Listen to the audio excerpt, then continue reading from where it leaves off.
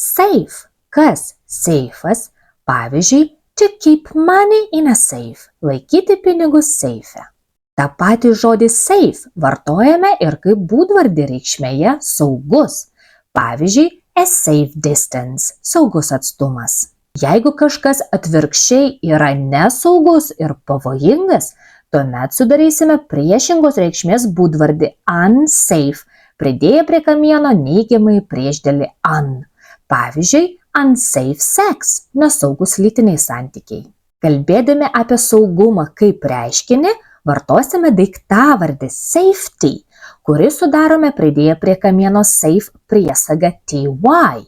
Pavyzdžiui, safety rules – saugumo taisyklės. Nepainiokite su prieveiksmiu safely, reikšmėje saugiai, kurį sudarome su priesagos ly pagalba.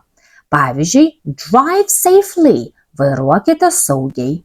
Įsiminti visus žodžius kontekste galite išmokę tokį sakinį. A safe is safe if you use it safely, but ignoring safety rules is unsafe. Like and follow for more.